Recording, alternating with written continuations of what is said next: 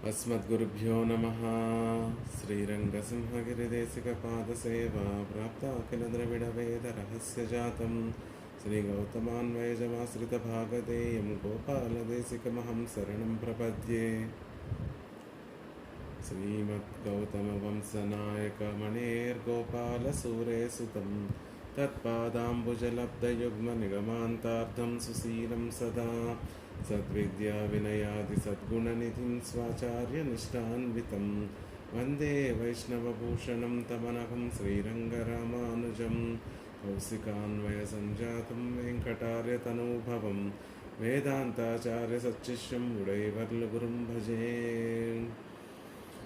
कन्दाडवंशसञ्जातं रङ्गाचार्यतनूभवं गोपालाचार्यसच्छात्रं गोपालगुरुमाश्रये। श्रीमान् वेङ्कटनाथार्यः कवितार्किककेसरी वेदान्ताचार्यवर्यो मे सन्निधत्तां सदा हृदि। रामानुजदयापात्रं ज्ञानवैराग्यभूषणं श्रीमद्वेङ्कटनाथार्यं वन्दे वेदान्तदेशिकम्। భాగవతోత్తములందరికీ దాసోహాలు సమర్పిస్తూ వేదాంత దేశకుల వారు అనుగ్రహించినటువంటి దయాశతకాన్ని అధ్యయనం చేసేటటువంటి ప్రయత్నం చేస్తున్నాం. అందులో భాగంగా తర్వాత శ్లోకాన్ని కూడా అనుసంధానం చేసి దానిని అర్థాన్ని తెలుసుకునేటటువంటి ప్రయత్నం చేద్దాం.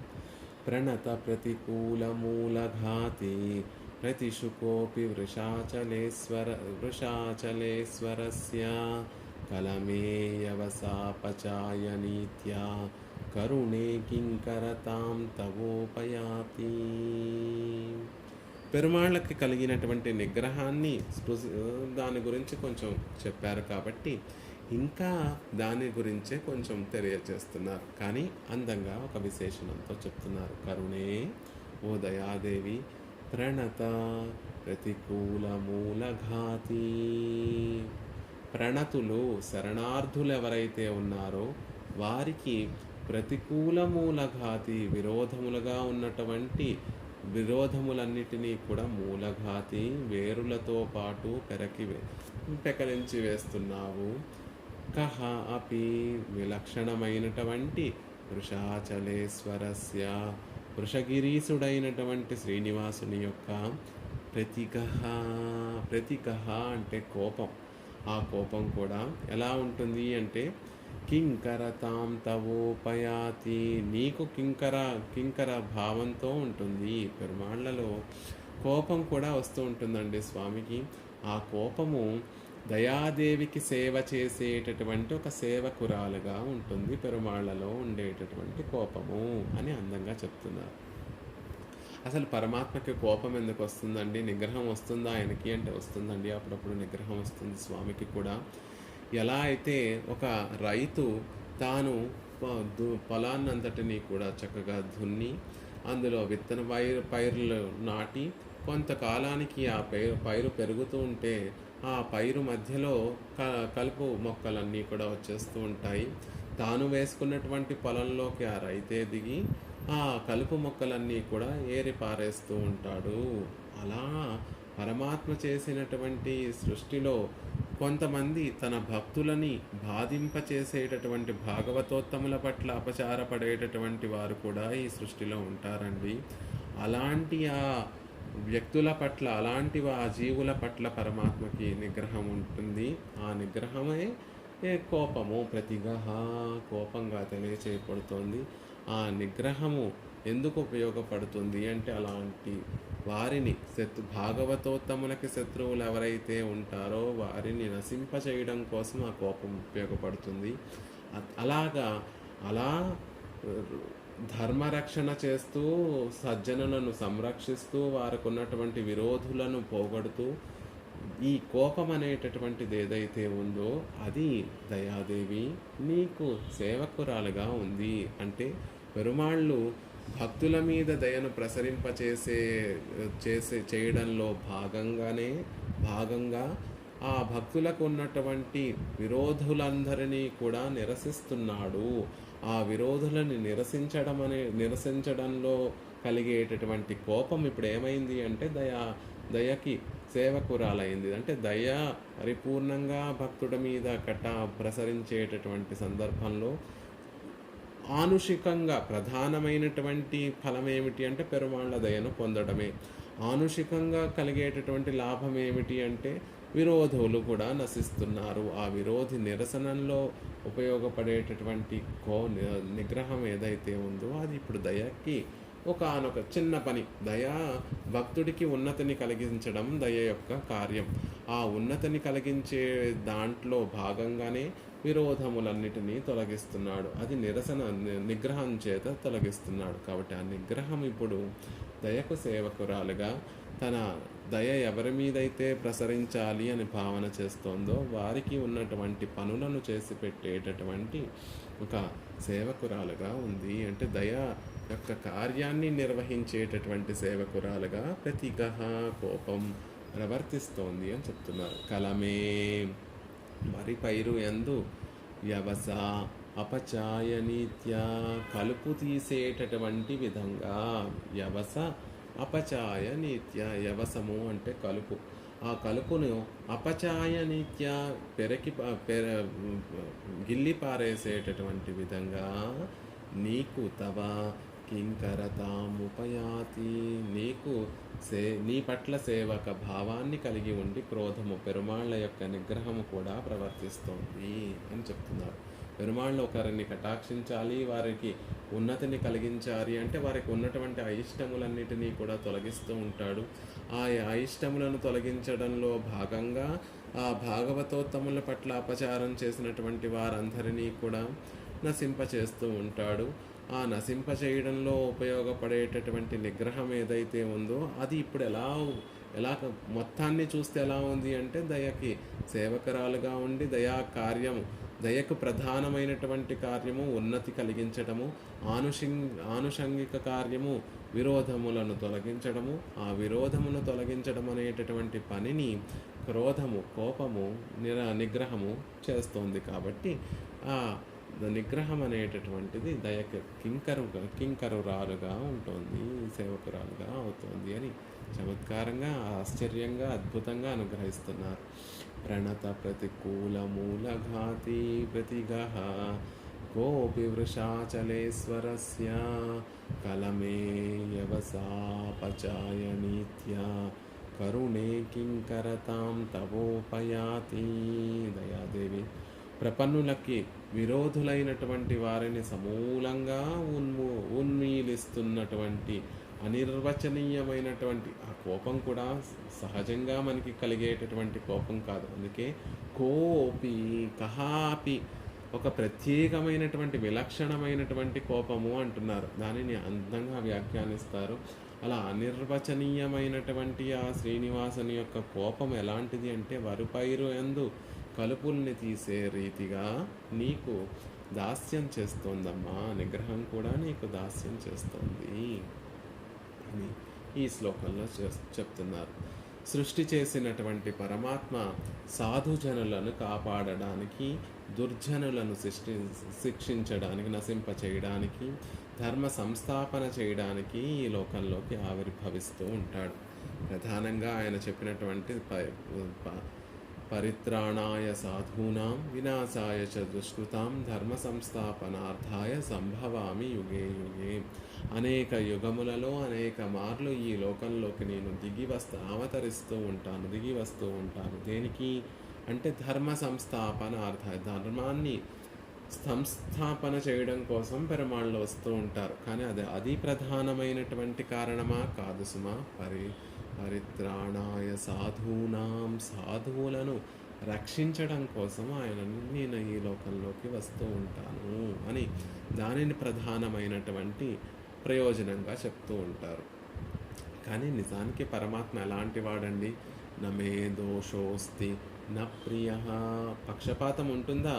ఒకరిని శిక్షిస్తున్నాడు పరమాత్మ లోకంలో మామూలుగా చూస్తే ఏమిటి పరమాత్మ ఒకరిని శిక్షిస్తున్నాడు, ఒకరిని రక్షిస్తున్నాడు, ఒకరి పక్కనేమో దేవతలు అంటే ఆయనకి పక్షపాతం ఎక్కువ, రాక్షసులు అంటే పక్షపాతం ఆయనకి ఇష్టమే గిట్టదు, వారి పట్ల తక్కువ భావనను చూపిస్తున్నాడు. ఇంత పక్షపాతం ఏంటి పరమాత్మకి అని అనుకుంటాం. కానీ నమో ద్వేషోస్తి న ప్రియ. ఆయన ఆయన దృష్టిలో నిజంగా ఆయన ఒకరి పట్ల ద్వేషం కానీ, ఒకరి పట్ల అధికమైనటువంటి ద్వేషం కానీ, ఒకరి పట్ల అధికమైనటువంటి ప్రియత్వం కానీ ఉండదండి, మిత్రత్వం కానీ ఉండదు. ఆయనకి పక్షపాతమే లేదు. మరి ఏమిటి, ఇలా కొంతమందిని రక్షిస్తున్నట్టుగా ఉంటుంది, కొంతమందిని శిక్షిస్తున్నట్టుగా ఉంటుంది అంటే వారి వారి కర్మానుగుణంగా వారికి లభించవలసినటువంటి ఫలమును మాత్రం పెరుమాళిస్తుంది. ఆయన చేసేటటువంటి పని ఏమిటి అంటే ఇవ్వడము, ఫలముపపత్తే, ఫలాన్ని ప్రసాదించడమే ఆయన ఆయన రెస్పాన్సిబిలిటీ. ఆ ఫలము మంచి ఫలం మనకు వస్తుంది అంటే మన కర్మానుగుణంగా చేసుకున్నటువంటి పుణ్య ఫలముల యొక్క ఫలాన్ని పరమాత్మ ఇప్పుడు మన చేత అనుభవింపచేస్తున్నాడు. అందుకే వారి వారి కర్మానుగుణంగా ఉంటుందండి ఆ పని. అంటే పరమాత్మ ఎంతటి దయాళువు అంటే నామరూపాలు లేకుండా పడినటువంటి చరాచరములన్నిటికీ కూడా ఉండడం కోసం లోకాలన్నిటినీ కూడా సృజించాడు. జీవాత్మలకి కర్ణ కళేబరాలు ప్రసాదించాడు. ప్రకృతిలోని పదార్థములను అనుభవించేటటువంటి విధంగా సమకూర్చాడు.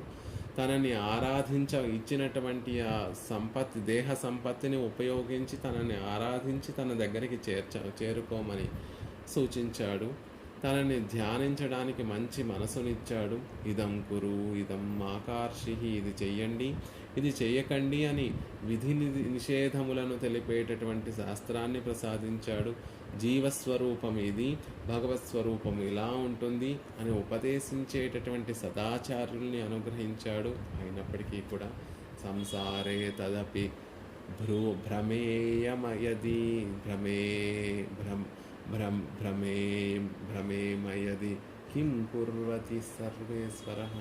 ఇన్ని ఉపకారాలు చేసినప్పటికీ కూడా సంసారంలోనే పరిభ్రమిస్తాను అంటే, విషయాల పట్లే నేను వ్యామోహపడి ఉంటాను అంటే, ఈ శరీరాన్ని పోషించుకోవడంలోనే నేను నా జీవితాన్నంతటినీ ఉపయోగిస్తాను అంటే పాప ఇంకా ఆయన ఏం చేయగలడు? కిం కుర్వీత సర్వేశ్వర. ఇంకా ఆయన మాత్రమే ఏం చేయగలడు. కాబట్టి అలాంటి వారిని వారి వారి కర్మకి అనుగుణంగా వారు ఫలాలని అనుభవిస్తారు అని విడిచిపెట్టేస్తాడు పరమాత్మ కూడా. ప్రణత ప్రతికూల మూలఘాతి ప్రతిఘ వాసుదేవ సర్వమిది సమహాత్మ సుదుర్లభ. పరమాత్మ గొప్పవాడు. ఆయన గొప్పతనాన్ని తగ్గించుకొని, మహిమనంతటిని తగ్గించుకొని దేవతిర్యక్ ఇత్యాది మనుష్య జాతి మానవ రూపాన్ని కూడా ధరించి ధర్మరక్షణకు పూనుకున్నప్పటికీ కూడా మనము ఆయన చేసినటువంటి ఉపకారాలన్నిటినీ కూడా గ్రహించక ఆయన దగ్గరికి చేరేటటువంటి ప్రయత్నం చేయడం లేదు. అందుకే కృష్ణ భగవానుడు లోకానికి చెప్పాలి, తెలియచేయాలి అని భగవద్గీతనంతటినీ కూడా తెలియచేసి చివరికి ఏమంటున్నాడు అంటే సమహాత్మ సుదుర్లభ. ఇలాంటి జ్ఞాని లభించటం చాలా కష్టమండి అని కృష్ణ పరమాత్ముడు తన హృదయంలో ఉన్నటువంటి వ్యధనంతటినీ కూడా ఆవిష్కరించాడు ఆ శ్లోకం ద్వారా. వాసుదేవ సర్వమితి సమహాత్మ సుదుర్లభ. వాసుదేవుడే నాకు సర్వము అని అనుకునేటటువంటి వారు ఈ లోకంలో చాలా అరుదుగా ఉంటారండి. అలాంటి వారు చాలా అరుదు, దుర్లభం కాదు, సుదుర్లభులు అని పరమాత్మ పాపం తన వ్యధనంతటిని ఆవిష్కరించాడు.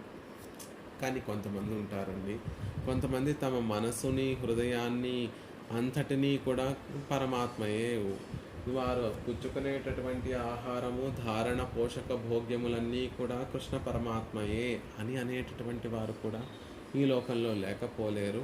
అలాంటి వారిని ఉద్ధరించడం కోసమే, అలాంటి వారిని సంరక్షించడం కోసమే, అలాంటి వారి కోసమే పరమాత్మ ఈ లోకంలోకి వస్తూ ఉంటాడు.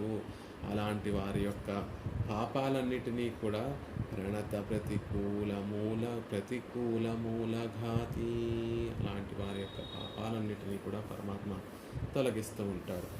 నిజంగా ఇంత తెలుసుకొని ఆచరించాలా? ఆయన పట్ల అంత ప్రేమతోటి నమ్మాళ్ళవార్లలాగా అంత ప్రేమతోటి పెరుమాళ్ళ ఆచరించాలా? శాస్త్రాలు చదవకపోయినా కొంతమంది ఉంటారండి. ఎలా ఉంటారు అంటే వారు చేసేటటువంటి కర్మలన్నీ కూడా ఆచరిస్తూ ఈ కర్మఫలం పరస్మై నారాయణేతి సమర్పయామి. చేయవలసిందల్లా కూడా ఒక చిన్న పని. శాస్త్రాలు అభ్యసించి ఏదో జ్ఞానం పొందవలసినటువంటి అవసరం లేదు. చేసే పని అంతా కూడా ఓ నారాయణ నీకే సమర్పిస్తున్నాను, ఇందులోంచి వచ్చే ఫలమంతా కూడా నీదే అని ఆయన యొక్క పనిముట్టుగా ఆయన చేయించుకుంటూ ఉంటే నా ద్వారా చేయించుకుంటున్నాడు, ఆయనకు ఒక పరికరాన్ని నేను అని భావన చేస్తూ చేసేటటువంటి ప్రతి కర్మ కూడా భగవద్ అర్పణ బుద్ధితోటి కనుక మనం చేస్తే అదే మన ప్రియమైనటువంటిది ఆయనకి అని చెప్తున్నారు. అలా ఉండేటటువంటి వారి కోసం పరమాత్మ అలాంటి వారు ప్రపన్నులు. ధారక పోషక భోగ్యములన్నీ కూడా పరమాత్మయే అని మహావిశ్వాసంతో ఉండేటటువంటి తమ భారాన్నంతటినీ కూడా పెరుమాళ్ళ పాదారవిందముల దగ్గర ఉంచినటువంటి వారు ప్రపన్నులు. శ్రూయతాం ధర్మ సర్వస్వం శ్రుత్వా చాప్యవధార్యతాం ఆత్మనః ప్రతికూలాని సర్వేషాం న సమాచరేత్. నిజంగా ప్రపన్నులు అనేటటువంటి వారు ఎలా ఉంటారు అంటే శ్రూయతాం ధర్మ సర్వస్వం. చక్కటి ఆచార్యులు మహనీయులందరూ కూడా చెప్పేటటువంటి ధర్మములన్నిటినీ కూడా శ్రూయతాం, అవన్నీ కూడా పెద్దల ద్వారా విని శ్రుత్వాచాప్యవధార్యతాం, పెద్దలు అనుష్ఠానాన్ని సేవించి వారు కూడా ఆ ధర్మాలన్నిటినీ కూడా అనుష్ఠిస్తూ ఉంటారు. ఆత్మనః ప్రతికూలాని సర్వేషాం న సమాచరేత్. ఏ పని చేస్తే తమకి కష్టం కలిగిందో, ఇతరులు తమ పట్ల ఏ పని చేస్తే మనకి బాధ కలిగిందో ఆ పనిని తాము ఇతరులకి చేయకుండా ఉంటారు. అవతల వ్యక్తి మనని బాధ పెట్టడానికి పరుషంగా ఒక మాట మాట్లాడాడు, లేకపోతే మన మనసుని కష్టపెట్టడం కోసం ఒక పనిని చేశాడు. ఆ పని చేస్తే మనకి మనసుకి దుఃఖం కలిగింది. నిజంగా ప్రపన్నుడు అనేటటువంటి వాడు ఎలాంటి వాడు అంటే తనకి దుఃఖం కలిగించినటువంటి పని ఏదైతే ఉందో అది ఇతరులకి చేసేటటువంటి ప్రయత్నం ఎప్పుడూ చేయడు. నా మనసుకి ఏది దుఃఖాన్ని కలిగించింది, నా శరీరానికి ఏది దుఃఖాన్ని కలిగించిందో ఆ పనిని నేను ఇతరుల పట్ల చేయను అనేటటువంటి భావనతోటి ఆత్మనః ప్రతికూలాని సర్వేషాం న సమాచరేత్. ఇలాంటి నమ్రతతోటి జీవించేటటువంటి వారిని ప్రపన్నులు ప్రణతులు అంటారు. అలా కాకుండా భగవంతుడు లేడు, భగవంతుడు ఎక్కడా ధర్మము లేదు, భగవంతుడు లేడు అనేటటువంటి నాస్తికులోని పరమాత్మ ఇలాంటి వారిని నేనేమీ చేయలేను అని వారి పట్ల ఉదాసీనుడిగా ఉంటారు. వారి కర్మఫలమే వారు అనుభవిస్తారు అనేటటువంటి ఉదాసీనత్వాన్ని పరమాత్మ చూపిస్తూ ఉంటాడు.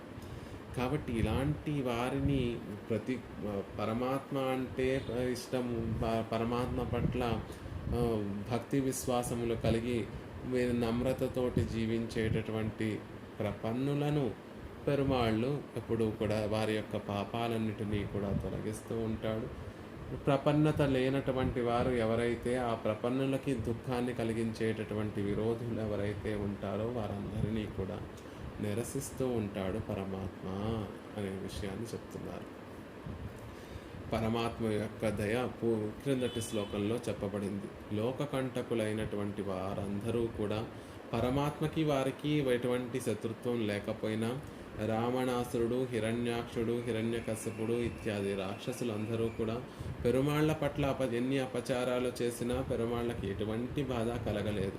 కానీ తన భక్తుల పట్ల అపచారపడితే దానిని సహించలేడు ఆ పరమాత్మ. అందుకే రావణాసురుడు మహర్షుల పట్ల, దేవతల పట్ల బాధను, దుఃఖాన్ని కలిగిస్తూ ఉంటే పరమాత్మ సహించలేక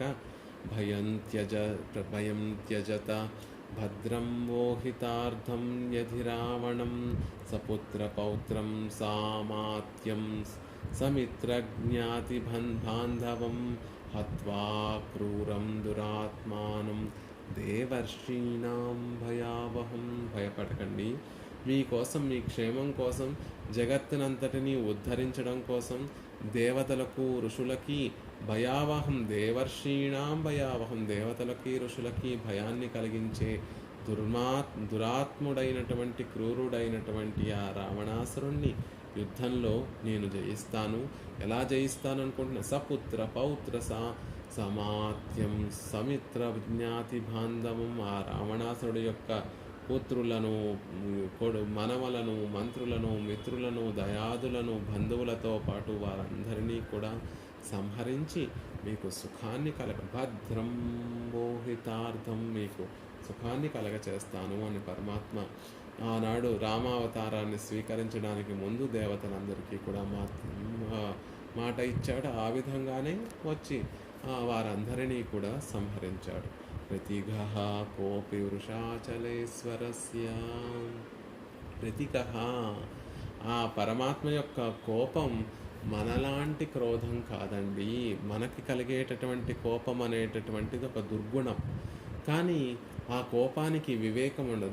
మనకి కలిగేటటువంటి కోపానికి వివేకాన్ని నశింపచేస్తుంది. అందుకే కోపిష్టి వాడికి వివేకం ఉండదు అంటారు. క్రుద్ధో హన్యద్గురునపి. క్రోధాన్ని కలిగినటువంటి వాడు చివరికి గురువుని కూడా చంపడానికి సిద్ధపడిపోతాడు. గురువునైనా సంహరించడానికి సిద్ధపడిపోతూ ఉంటాడు.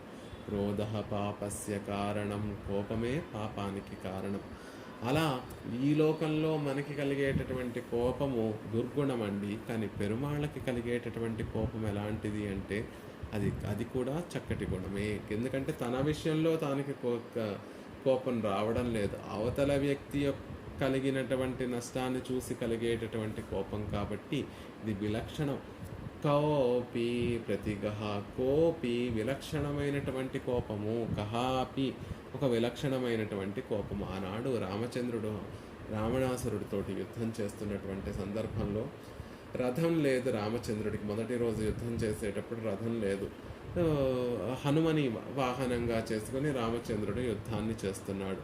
రామచంద్రుడితోటి యుద్ధం చేసేటటువంటి రావణాసురుడు రామచంద్రుడిని నివారించలేక హనుమ మీదకి బాణ ప్రహర్షణ చేస్తున్నాడు. బాణాలతోటి హనుమ యొక్క శరీరానికి దుఃఖాన్ని కలిగిస్తున్నాడు.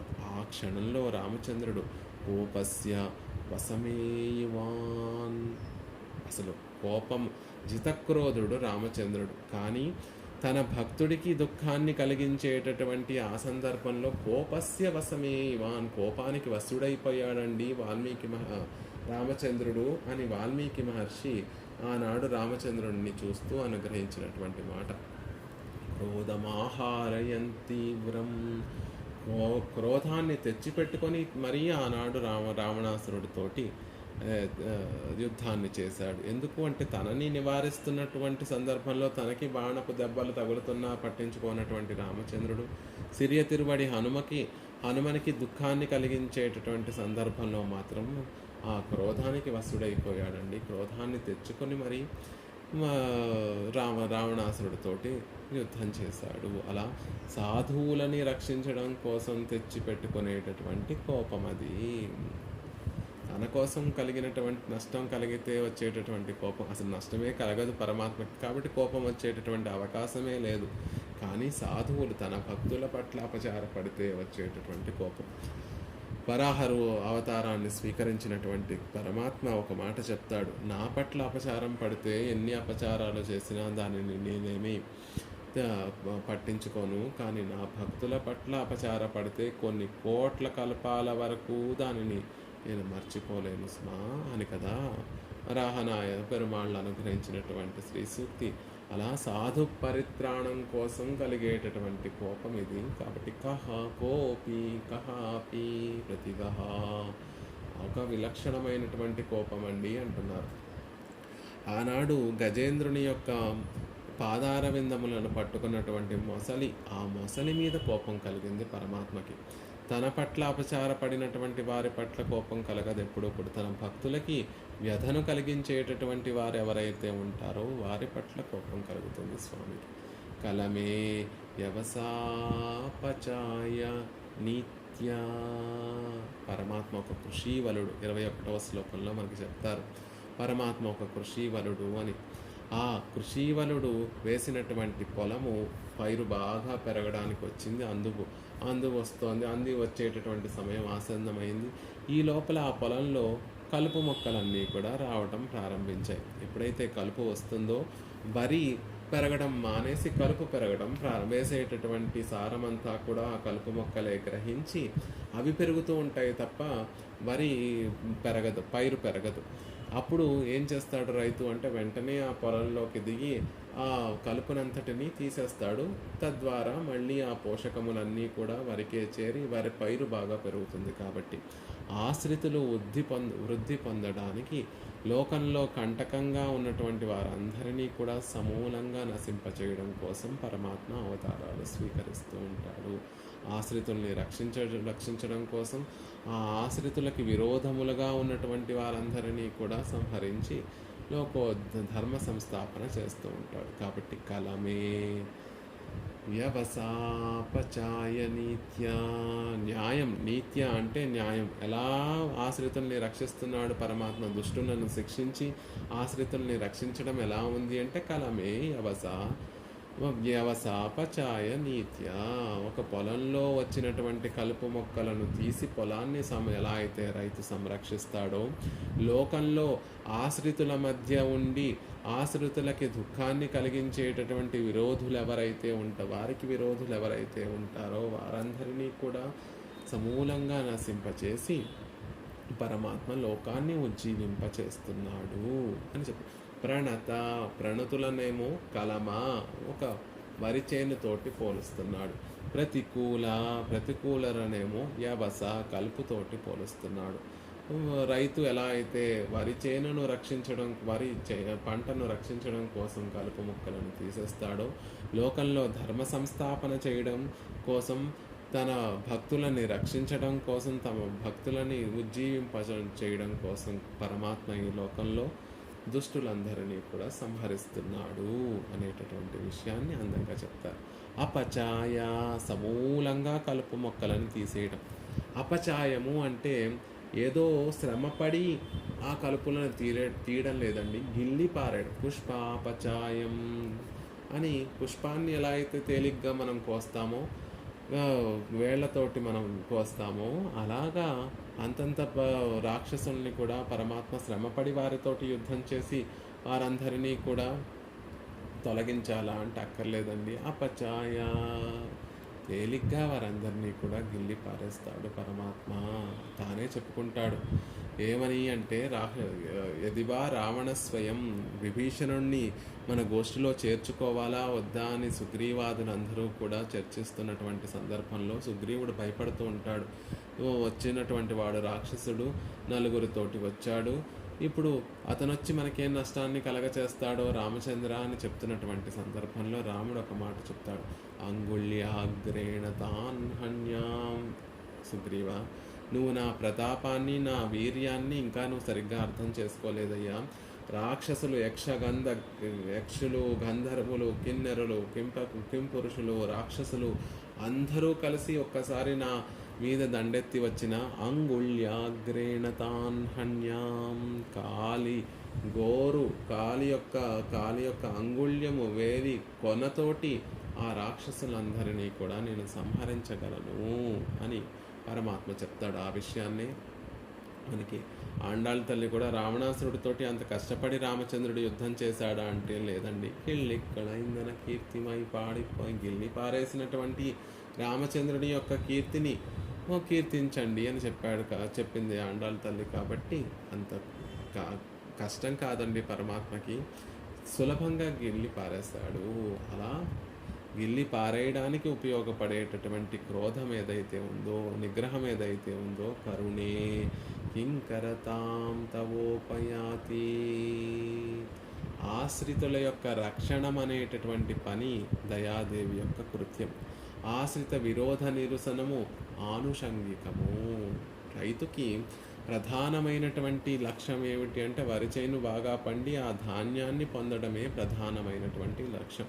అందులో వచ్చినటువంటి కలుపు మొక్కలను తీసేయడం అనేటటువంటిది ఆనుషంగికం. కాబట్టి రైతు దానిని సహజంగా తానే నిర్వర్తిస్తూ ఉంటాడు. లేకపోతే అది అంత పెద్ద ముఖ్యమైనటువంటి పని కాదు కాబట్టి ఆ కలుపు మొక్కలు తీసేయడానికి కూలీలను కూడా పెడుతూ ఉంటాడు. అలా పరమాత్మ ఈ లోకంలోకి అవతరించడానికి ప్రధానమైనటువంటి కారణం ఏమిటి? సాధు పరిత్రాణమే ప్రధానమైనటువంటి కారణం. అది దయాదేవి యొక్క కృత్యం కాబట్టి దయాదేవి సాధువులను రక్షింపచేయడం కోసం పెరుమాళ్ళని ఈ లోకంలోకి అవతరింపచేస్తుంది. సాధు రక్షణలో భాగము దుష్టులందరినీ కూడా శిక్షించడము, సంహరించడము. అది తాను నేరుగా చేయకుండా తన సేవకురాలైనటువంటి నిగ్రహం, క్రోధం ఏదైతే ఉందో ఆ క్రోధాన్ని దుష్టులను నిరసించడం కోసం వాడుతోంది. కాబట్టి అలా చూస్తే ఆ క్రోధం ఏదైతే ఉందో ఇతరుల్ని నిరసించడం కోసం పెరుమాళ్లలో కలిగేటటువంటి నిగ్రహం ఏదైతే ఉందో ఆ కోపము దయాదేవికి కింకరురాలు. తన కార్యాన్ని, ప్రధానమైనటువంటి కార్యాన్ని తాను నిర్వహిస్తూ ఉంటే ఆనుషికంగా ఉండేటటువంటి కార్యాన్ని దానిని డెలిగేట్ చేసిందండి దయాదేవి పరమాత్మ యొక్క నిగ్రహానికి. ఆ నిగ్రహము దుష్టులందరినీ కూడా శిక్షించి ధర్మ సంస్థాపన చేస్తోంది అనేటటువంటి విషయాన్ని అందంగా చెప్తున్నారు. భక్తులు ఎవరైతే ఉంటారో వారికి భాగవత సహవాసము పరమాత్మ లభింపచేస్తాడు. అది దయా కార్యమైతే ఆ భగవద్భక్తుల యొక్క విరోధులు ఎవరైతే ఉంటారో వారిని నశింపచేయడము కూడా దయాదేవి యొక్క ఉపకారమే. కానీ అది తాను నేరుగా నిర్వహించదు. నిగ్రహము, పరమాత్మ యొక్క నిగ్రహము అనేటటువంటి ఒక గుణం చేత దానిని ఇష్టప్రాప్తి, అనిష్ట నివారణ అనుకుంటూ ఉంటాం కదా. ఇష్టప్రాప్తి అంటే భాగవతోత్తముల యొక్క సహవాసము ఇష్టప్రాప్తి. అనిష్ట నివారణ అంటే మనకు ఉన్నటువంటి ఏదైతే ఉందో అది పెరుమాళ్లలో ఉన్నటువంటి నిగ్రహాన్ని పురస్కరించుకొని దయాదేవి ఈ కార్యాన్ని చేస్తోంది. ఆ సందర్భంలో ఉన్నటువంటి నిగ్రహము దయాదేవి యొక్క కార్యాన్ని నిర్వహిస్తోంది కాబట్టి దీనిని పరమాత్మలో ఉన్నటువంటి నిగ్రహం దయాదేవికి సేవకురాలు. దానికి ఒక న్యాయాన్ని తెలియజేస్తున్నారు. కనమే యవసాపచాయ నిత్య. కృషివలుడు తాను ప్రేమతోటి సాగు చేస్తున్నటువంటి వరి చేనులో కలుపు మొక్కలు వస్తే ఎలా అయితే ఆ కలుపు మొక్కలన్నిటినీ కూడా తీసి ఆ చేనునంతటినీ కూడా, వరి పొలాన్నంతటినీ కూడా, వరి పంటనంతటినీ రక్షిస్తాడో ఆ విధంగా అనే విషయాన్ని చెప్తున్నారు. పెరుమాళ్ళకి కలిగేటటువంటి కోపము అది అందమైనటువంటి కోపము అని తొండరడిప్పడి ఆళ్వార్లు కూడా తిరుమాలై ప్రబంధంలో అందంగా చెప్తారు. ఉంబరా అరియలాగా ஒளியுளாரானைக்காகி செம்புலால் உண்டு வாழும் முதலை மேல் சீறி வந்தார் நம் பரமாயதுள்ளே நாய்களோம் சிறுமையோரா என் விரார்க்கு ஆட்செய்யாதே என் செய்வான் தோன்றினேனே. செம்புலால் உண்டு வாழும் முதலை மேல் సీరి వందార్. పెరుమాళ్ళు గజేంద్రుడు ఆనాడు గజేంద్రుని యొక్క కాలును పట్టుకున్నటువంటి మొసలి, ఆ మొసలి ఎలాంటిది అంటే సెంపులాల్ ఉండు వాజు, ఎర్రని రక్తంతో కూడినటువంటి మాంసాన్ని ఆహారంగా స్వీకరించేటటువంటి మొదలై మేల్ గజేంద్రుని యొక్క పాదార విందాలను పట్టుకొని అందులో ఉన్నటువంటి దానినే ఆహారంగా స్వీకరించాలి అని ప్రయత్నిస్తున్నటువంటి మొదలై మేల్ మకరం మీద, ఆ మొసలి మీద సీరి వందార్ కోపంతో పెరుమాళ్ళు వేయించేశారు. అలా ఆశ్రితులకి ఏదైనా దుఃఖం కలిగితే, విరోధుల వల్ల దుఃఖం కలిగితే వారి పట్ల స్వామికి నిగ్రహం ఉంటుంది. ఆ నిగ్రహము కింకరతాం తవోపయాతి, నీకు కింకరాలుగా ఉండి నీ కార్యాన్ని నెరవేరుస్తోంది తల్లి అని అందంగా దయాదేవి యొక్క వైభవాన్ని ఆ శ్లోకంలో తెలియజేశారు.